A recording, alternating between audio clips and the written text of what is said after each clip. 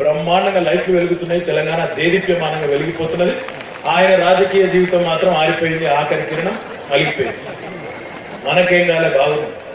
ఇంకొక ఆయన తెలంగాణలో పెట్టుబడులే రావు, ఉన్న వాళ్ళందరూ తట్టాబుట్టా చదువుకొని వెళ్ళిపోతారు, మీ వల్ల ఏమవుతుంది, మీకు ఒక్కళ్ళకన్నా కనీసం ఇంగ్లీష్ మాట్లాడొస్తుందా, ఎవరైనా బయట వాళ్ళు వస్తే మీరు ఎట్లా చూసుకుంటారు వాళ్ళను, మీకు పరిపాలన వస్తుందా అని ఒక ఆయన. ఇంకొక ఆయన ఇంకా రంగారెడ్డి జిల్లాలో మాకు తీగల కృష్ణారెడ్డి గారికి బాగా తెలుసు.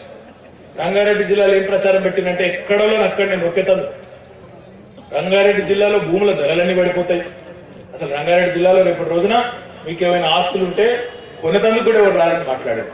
ఇవన్నీ 2 సంవత్సరాల కిందటి మాటలు. మరి ఈ రోజు నేను అడుగుతా ఉన్నా, ముఖ్యంగా సీమాంధ్ర ప్రాంతం నుంచి అదే రకంగా ఇతర రాష్ట్రాల నుంచి ఇక్కడికి వచ్చి స్థిరపడ్డ మిత్రుల్ని ఒక్కసారి ఆలోచించమని అడుగుతా ఉన్నా. ఇక్కడ మరి అట్లాంటి మిత్రులు ఎవరైనా ఉంటే ఇక్కడ కూర్చున్న వాళ్ళకు దయచేసి ఈ మాట ఆలోచించమని వారికి కూడా చెప్పాలని కూడా నేను కోరుతా ఉన్నా. ఒకసారి మీరు ఆలోచించండి. మేము ఆనాడు తెలంగాణ ఉద్యమం తీవ్రంగా జరుగుతున్న సందర్భంలో, ఆందోళనలు విపరీతంగా జరుగుతున్న సందర్భంలో మేము పదే 2 మాటలు చెప్పేది. ఒకటి, మేము చెప్పింది ప్రాంతాలుగా విడిపోయినా ప్రజలుగా కలిసే ఉంటాం, దయచేసి బాధపడవద్దు, భయపడవద్దు అని చెప్పినాం. ఆనాడు మమ్మల్ని నమ్మలేదు, ఎందుకంటే ఆనాడు ఉద్వేగాలు తారాస్థాయిలో ఉన్నాయి, పతాక స్థాయిలో ఉన్నాయి. రెండో మాట కూడా మేము చెప్పినాం, ఆనాడు విడిపోతేనే ఇద్దరం బాగుపడతాం, అటు మీరు బాగుపడతారు ఇటు మేము బాగుపడతాం అంటే నమ్మలేదు. ఈరోజు దయచేసి మీరు ఒక్కసారి ఆలోచించాలని నేను కోరుతా ఉన్నా. ఆనాడు ఏమన్నారు, వీళ్ళు విడిపోయి తెలంగాణ ఏర్పడి టిఆర్ఎస్ ప్రభుత్వం వస్తే వీళ్ళు గుద్దుతారు, తంతరు, కొరుకుతారు, ఇష్టమైన మాటలు మాట్లాడింది. గుద్దుడు తన్నుడు కొరుకుడు కాదు, కనీసం వాళ్ళకి ఇచ్చినామా మనం 18 నెలలు? దయచేసి మీరు ఆలోచించాలి. ఏమైంది, ఎవరికన్నా ఏమైంది, ఈగనన్నా వాలింది ఎవరి మీద?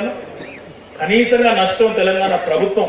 ఏ రకంగానైనా ప్రాంతీయ వివక్ష, వీళ్ళు తెలంగాణ వాళ్ళు ఆంధ్ర వాళ్ళు అని ఎక్కడైనా చూపెట్టామా?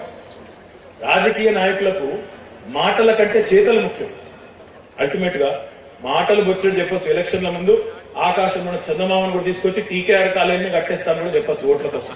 అది కాదు, మాటల కంటే చేతల్లో ఏ పార్టీ సిన్సియర్ గా వ్యవహరించింది అనేది చాలా ముఖ్యం. రెండో మాట, విడిపోతే ఇద్దరం బాగుపడతాం అని ఆనాడు మేము పదే చెప్పినాం. ఈ రోజు మేము చెప్పింది అక్షర సత్యం రుజువు అవుతున్నది. ఒక్కసారి మీరు ఆలోచించాలని కోరుతా ఉన్నాం. ఈరోజు తెలంగాణ ఆంధ్ర వేరు పడకపోతే, 2 రాష్ట్రాలు కాకపోతే, ఈ రోజు ఆంధ్రప్రదేశ్ లో కొత్తగా ఏర్పడ్డ ఆంధ్రప్రదేశ్ రాష్ట్రంలో విజయవాడ పక్కనే ఉండే గన్నవరం విమానాశ్రయం అంతర్జాతీయ విమానాశ్రయం అయ్యేదా? తిరుపతిలో కొత్త విమానాశ్రయ టెర్మినల్ వచ్చేదా? కొత్త నౌకా తీరాలు వచ్చేవా?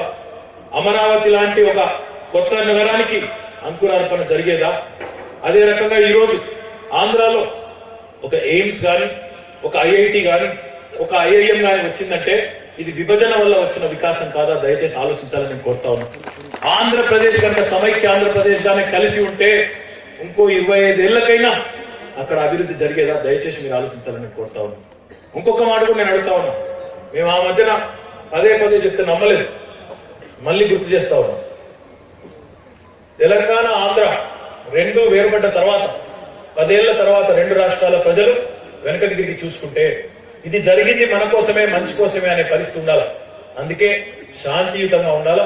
అవసరమైతే ఏ రకంగానైతే అంబానీ సోదరులు ఇద్దరు విడిపోయిన తర్వాత బాగుపడ్డారో, ఇద్దరు వేరుబడి కూడా ఈ రోజు మరి మొత్తం ప్రపంచంలోనే ఇద్దరి ఆస్తి కలిపితే గనక అత్యంత ధనికులుగా ఉన్నారు. అదే పద్ధతిలో ఆంధ్ర తెలంగాణ భారతదేశంలోనే 1-2 స్టేట్స్ గా ఉండాలని మేము అన్నాడంటే చాలా మంది నమ్మలేదు.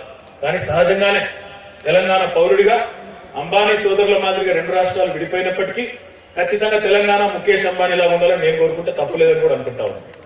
అల్టిమేట్ గా ఎవరమైనా కోరుకునేది అదే, మనం బాగుపడాలని కోరుకుంటాం, కానీ వేరే వాళ్ళు చెడిపోవాలని మనం ఏనాడు కోరుకోలేదు.